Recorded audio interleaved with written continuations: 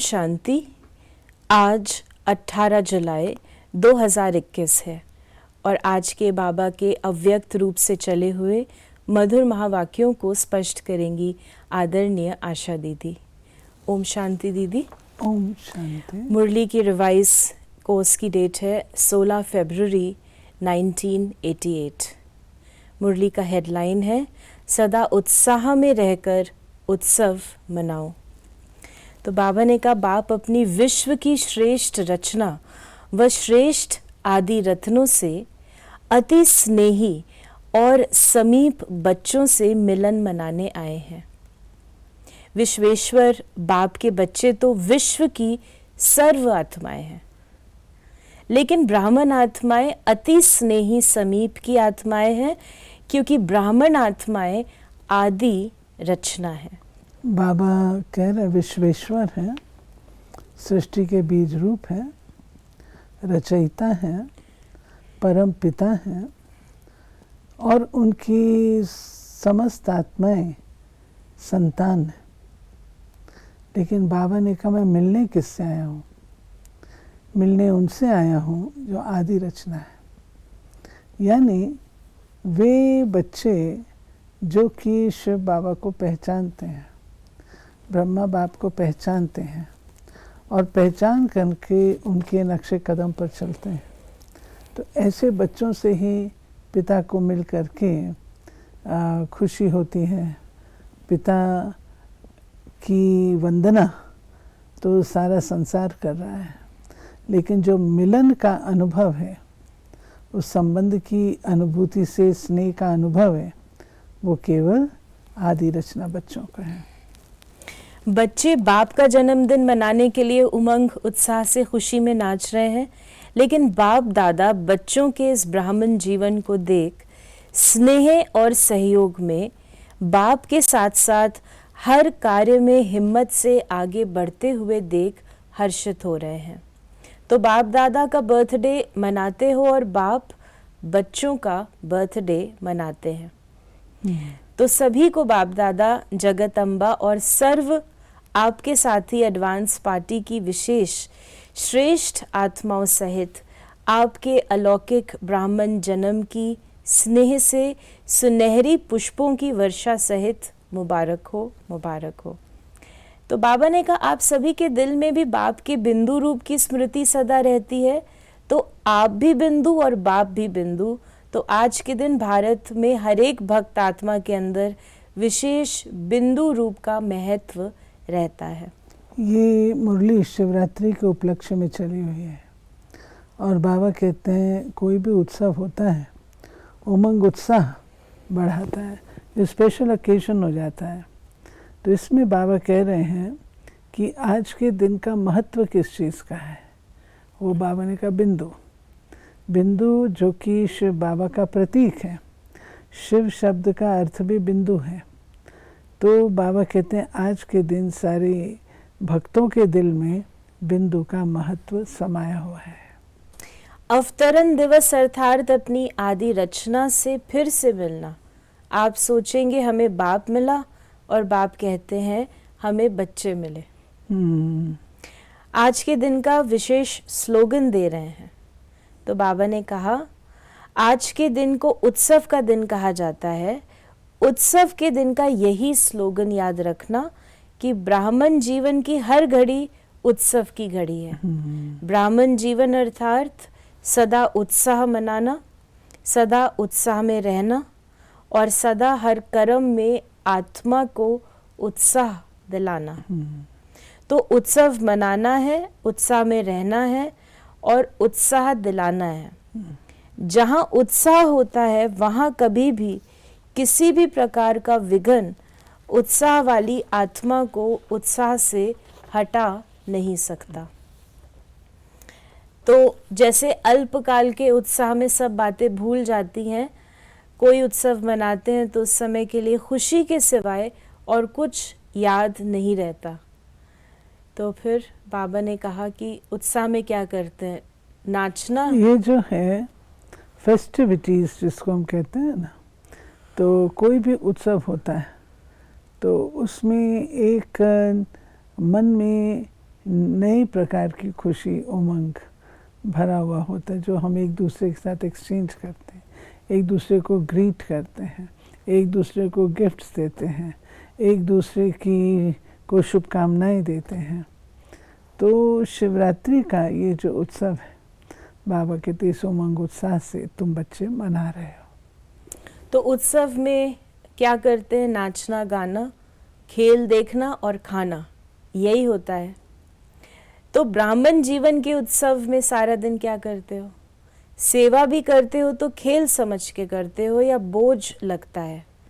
आजकल की दुनिया में भी कोई अज्ञानी आत्माएं थोड़ा भी दिमाग का काम करेंगी तो कहेंगी बहुत थक गए हैं, दिमाग के ऊपर काम का बहुत बोझ है। और आप सेवा करते आते हो तो क्या कहते हो? सेवा का मेवा खा के आए हैं, क्योंकि जितनी बड़ी से बड़ी सेवा के निमित्त बनते हो उतना ही सेवा का प्रत्यक्ष फल बहुत बढ़िया और बड़ा मिलता है। तो प्रत्यक्ष फल खाने से और ही शक्ति आ जाती है ना, खुशी की शक्ति बढ़ जाती है। इसलिए चाहे कितना भी शरीर का सख्त कार्य हो, वह प्लान बनाने का दिमाग का कार्य हो, लेकिन आपको थकावट नहीं होगी। ये जब खुशी होती है तो खुशी में थकावट की अनुभूति नहीं होती। आप कितना ही कठिन कार्य भी करें, कितनी मुश्किलात का काम करें, जैसे बाबा ने कहा दिमाग का काम करते हैं तो कहते थक जाते हैं, लेकिन अगर उसी में अगर खुशी समा जाए तो फिर थकावट की अनुभूति नहीं होती है। खुशी एक ऐसी खुराक है, खुशी एक ऐसी खुराक है जो हमारे तन और मन दोनों को ही प्रफुल्लित रखती है। बाबा ने कहा ब्राह्मण जीवन में एक तो सेवा, दूसरा क्या होता है? दूसरा माया आती है।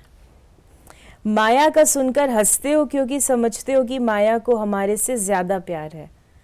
आपका प्यार नहीं है, उनका प्यार है। तो उत्सव में खेल भी देखा जाता है। तो आजकल कौन सा खेल है?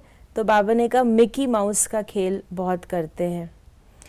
चाहे मैच पसंद करते हैं, चाहे मिकी माउस का खेल पसंद करते हो, तो यहाँ भी माया आती है। तो मैच करो, निशाना लगाओ। खेल में क्या करते हो? गेंद आता है और आप फिर दूसरे तरफ फेंकते हो और कैच कर लेते हो, तो विजयी बन जाते हो। ऐसे ही माया के ये गेंद हैं, कभी काम के रूप में आते, कभी क्रोध के रूप में। ये कैच करो कि ये माया का खेल है। अगर माया के खेल को खेल समझ करो तो उत्साह बढ़ेगा, और अगर माया की कोई भी परिस्थिति को दुश्मन समझ देखते हो तो घबरा जाते हो। कभी मिकी माउस के खेल में कभी बंदर आ जाता है, कभी बिल्ली, कभी कुत्ता, कभी चूहा आ जाता है, लेकिन आप घबराते हो क्या? तो बाबा ने कहा तो ये भी उत्सव के रूप में माया के भिन्न भिन्न परिस्थितियों का खेल देखो। खेल देखने में कोई घबरा जाए तो क्या कहेंगे? खेल देखते देखते भी कोई सोच ले कि गेंद मेरे पास ही आ रहा है, मेरे को ही ना लग जाए, तो खेल देख सकेगा? तो इस प्रकार बाबा ने कहा तो खुशी और मज़े से खेल देखो, माया से घबराओ नहीं, एक मनोरंजन समझो। हमें साक्षी दृष्टा हो करके हर परिस्थिति को देखो, परिस्थिति के प्रभाव में नहीं आ जाओ। जो बाबा ने माया कही है वो है कि कोई भी बात आती है, परिस्थिति आती है, तो हम उसके प्रभाव में आ जाते हैं। तो बाबा कहते प्रभाव में नहीं आओ। प्रभाव में आते हो तो आपको दिक्कत आती है, फिर वो खेल चलता है आपका। कभी ये गया तो दूसरी चीज़ें, दूसरी गई तो तीसरी आई। तो बाबा ने कहा कि चाहे शेर के रूप में भी आ जाए, घबराओ नहीं। ये स्मृति रखो कि ब्राह्मण जीवन की हर घड़ी उत्सव है, उत्साह है। उसी के बीच ये खेल भी देख रहे हैं, खुशी में नाच भी रहे हैं, और बाप के ब्राह्मण परिवार की विशेषताओं के, गुणों के गीत भी गा रहे हैं, और ब्रह्मा भोजन भी मज़े से खा रहे हैं। फिर बाबा ने भोजन पे बताया कि आप जैसा शुद्ध भोजन, याद का भोजन विश्व में किसको भी प्राप्त नहीं है। इस भोजन को कहा जाता है दुख भंजन भोजन। याद का भोजन सब दुख दूर कर देता है, क्योंकि शुद्ध अन्न से मन और तन दोनों शुद्ध हो जाता है। और अगर धन भी अशुद्ध आता है तो अशुद्ध धन खुशी को गायब कर देता है, चिंता को लाता है। तो जितना अशुद्ध धन आता है, माना धन आएगा 1,00,000, चिंता आएगी पदम गुणा। तो बाबा ने कहा कि शुद्ध अन्न को मन को शुद्ध अन्न मन को शुद्ध बना देता है, इसलिए धन भी शुद्ध हो जाता है। याद के अन्न का महत्व है, इसलिए ब्रह्मा भोजन की महिमा है। अगर याद में नहीं बनाते और खाते तो ये अन्न स्थिति को ऊपर नीचे कर देता है। बाबा ने शुद्धता का महत्व बताया। जहाँ शुद्धता है वहाँ निर्मलता है। निर्मल माना स्वच्छ, निर्मल माना पारदर्शी। और पारदर्शी तब होते हैं जबकि आत्मा पवित्र है। अगर पवित्रता नहीं है तो सब मिक्सचर है, तो पारदर्शी नहीं होंगे, कोई ना कोई चीज़ अटकेगी।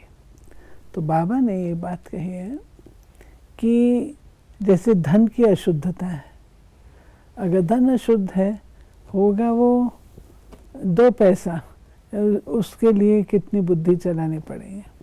इसलिए बाबा कहते हैं कि जो मूल, देखिए हमारा जो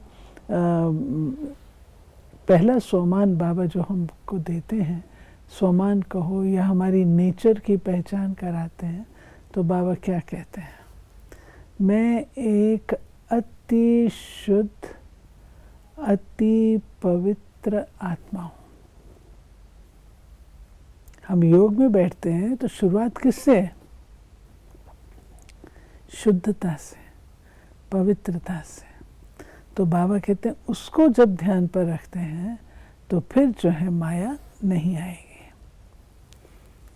बाबा ने कहा याद में बनाया हुआ और याद में स्वीकार करने वाला अन्न दवाई का भी काम करता है और दुआ का भी काम करता है।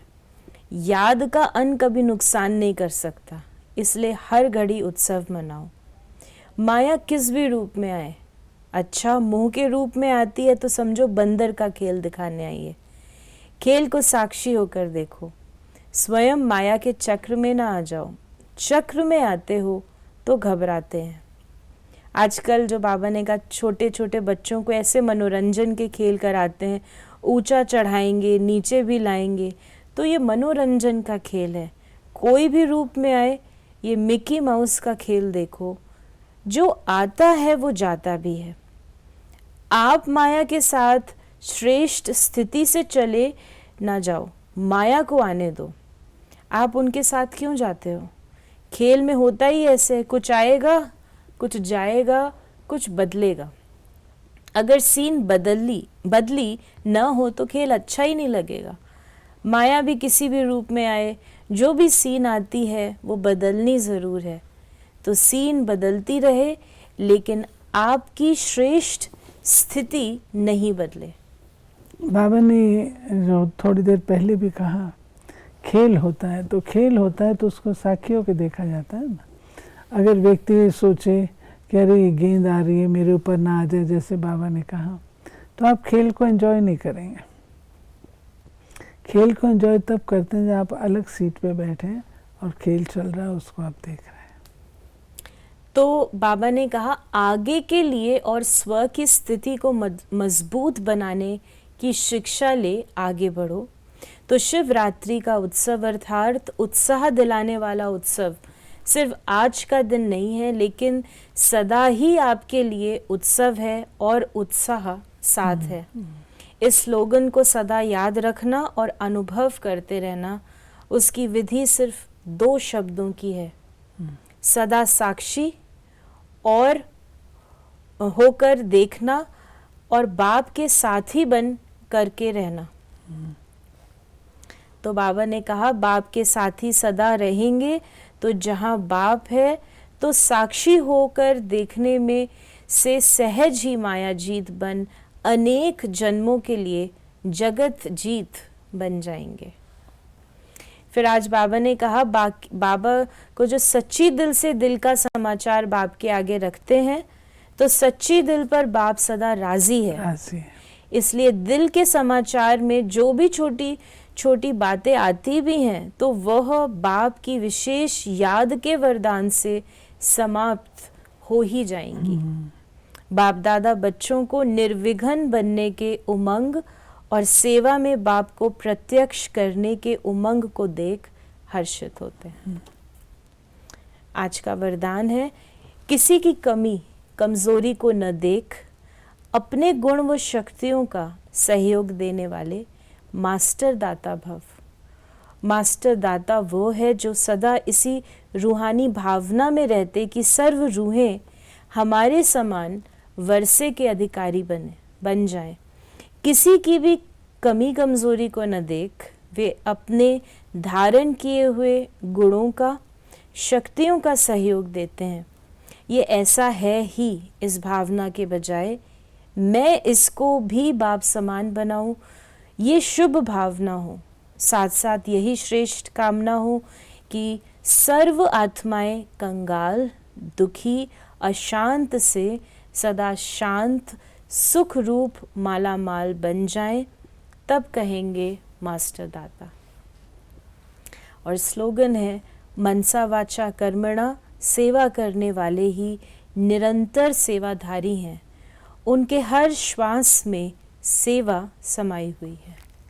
ये जो बात है ना, बाबा कहता है मनसा वाचा कर्मणा निरंतर कर, तो बाबा कहते सब अलग अलग नहीं, अभी मैं मनसा करे अभी वाचा करे अभी नहीं, तीनों सेवाएं इकट्ठी करो।